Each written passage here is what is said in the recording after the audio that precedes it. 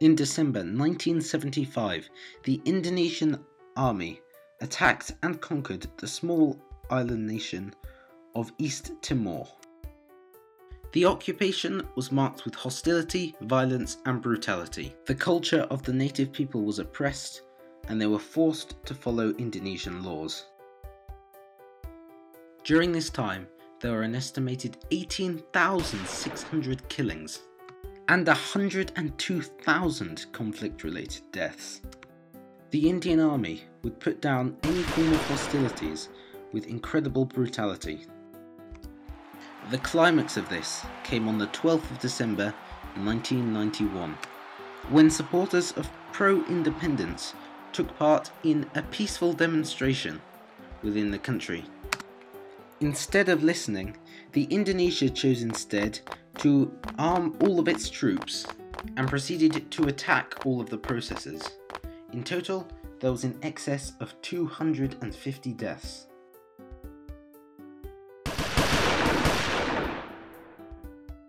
There was a massive international response to this action.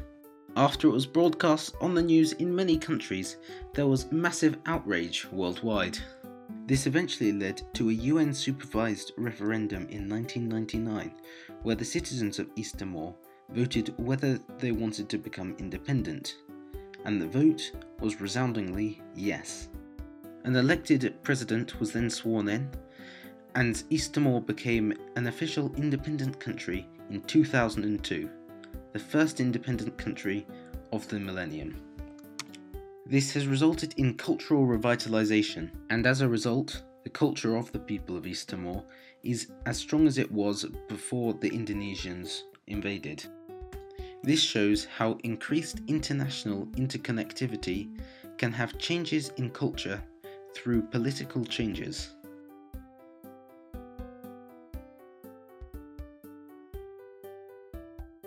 For thousands of years, the economy and the culture of the Quechua people of the Andes relied on both farming and the creation of small trinkets and weaving. They had a strong identity and little contact with the rest of the world.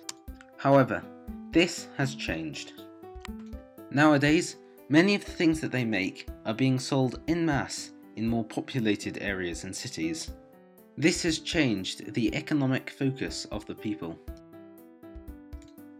As a result of this, the people have greater contact with higher population areas and towns. They also have greater contact with the international community, as many of the things they make are shipped abroad. As a result of this greater interconnectedness, the Quechua people have come in contact with more modern technology. This has changed their way of life, and thus has changed their culture and their identity.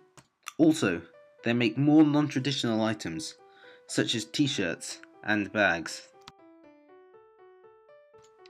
All this has made their culture weaker and has acculturated them more to the international community.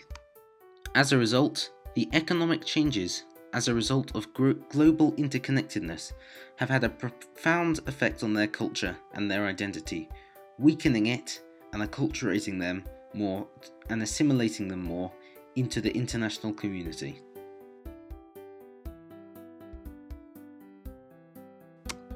Supranational companies also have a significant influence on the identity and culture of people throughout the world.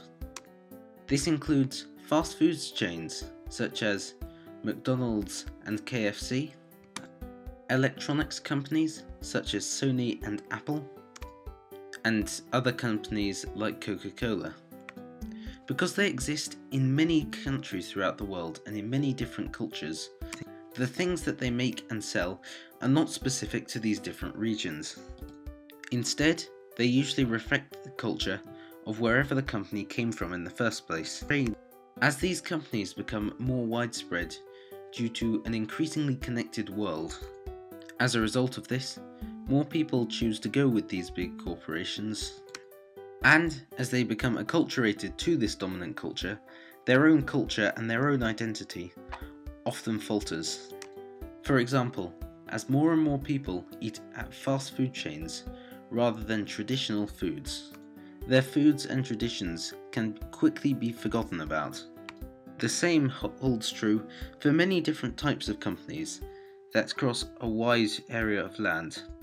As a result of these supranational corporations, these smaller cultures have their identities weakened and slowly become acculturated and gradually assimilated into the more dominant cultures. This shows how supernatural corporations, as well as economic and political factors, can influence the culture and the identity of different societies due to increased interconnectedness throughout the world.